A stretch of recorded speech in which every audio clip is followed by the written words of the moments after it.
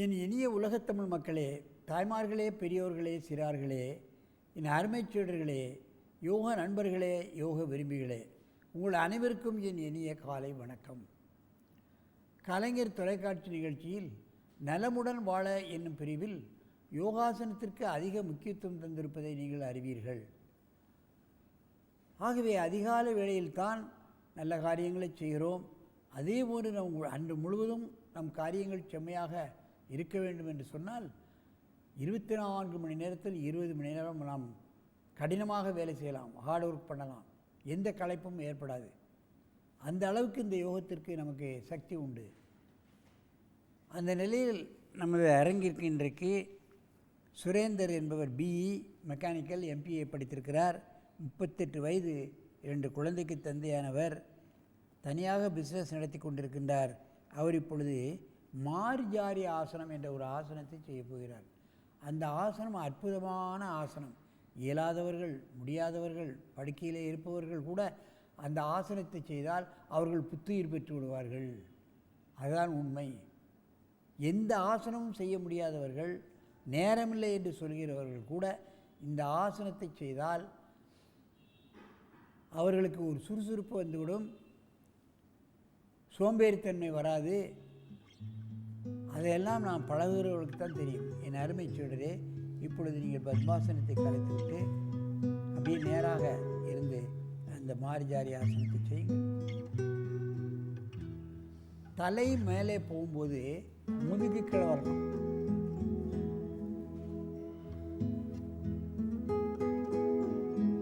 கையை கொஞ்சம் சுருக்குங்க, கை அகலமாக இருக்கு. தலை மேலே போகும்போது முதுகு கீழே வரணும். தலை கீழே போகும்போது முதுகு மேலே வரணும்.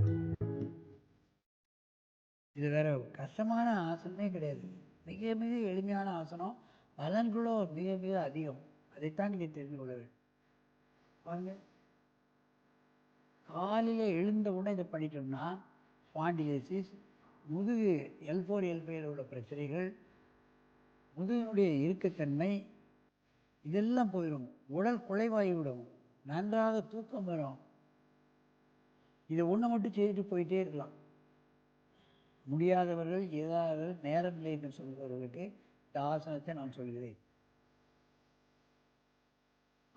ஆசனம் செய்ய முடியாது என்று இருப்பவர்கள் இந்த ஆசனத்தை நாம் ஒரு 10 நாள் பண்ணலாம். மற்ற ஆசனம்லாம் லகுவாயிடும், உடல் குலைந்துடும். பூனை ஆசனம் என்று சொல்வார்கள். பூனை நாய் கூட இது மாதிரி வளையிறதை நம்ம பார்க்கலாம். அப்படியே வஜ்ராசனத்தில் உட்காருங்க, உட்காருங்க. கால் மேலே அப்படியே உட்காருங்க, கால் மேலே உட்காருங்க. நல்லா மூச்சு எடுத்துக்கிடுங்க. இப்பொழுது இந்த ஆசனத்தை பக்கவாட்டில் செய்ய போகிறார்கள் பாருங்க. அப்படியே திரும்புங்க. கால் இதில் பிளாட்டாக இருக்கிறது முக்கியம். அதுதான் பக்கவாட்டில் பண்ண வைக்கிறோம். அந்த பாதம் இருக்கிறது ஃப்ளாட்டாக இருக்கும். கையும் காலும் அப்படி வெர்டிக்கலாக இருக்கணும். மெதுவாக பண்ணணும், வேகமாக பண்ணக்கூடாது. கொஞ்சம் பின்ன போங்க, கை என்ன கொஞ்சம் உள்ளே போங்க. கை மட்டும் போட்டு உள்ள, கை மட்டும் உள்ளே போட்டோம் உள்ள அப்படி இப்போ பண்ணுங்க. நன்றாக கவனிக்க வேண்டும்.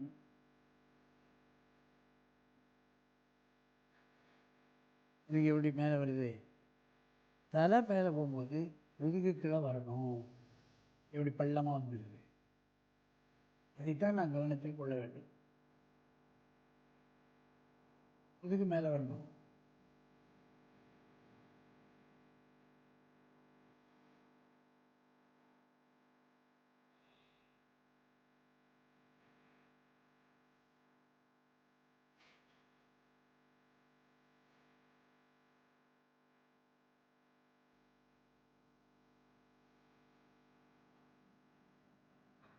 ஒரு 10 முறை எப்போ வேணாலும் செய்யலாம். L4 L5 ஆப்ரேஷன் பண்ணுவாங்க, கழுத்தில் ஸ்பாண்டிலைசிஸ் இருந்துட்டால் ஆப்ரேஷன் பண்ணுவாங்க. அந்த மாதிரியான ஆட்கள்லாம் இந்த ஆசனத்தை செய்தாலே அந்த L4 L5 உள்ளது, அப்புறம் கீழே கழுத்துக்கு மேல் பகுதியில் ஸ்பாண்டிலைசிஸ் வர்றது, கழுத்து வலி, இதெல்லாம் நீங்கிடும்.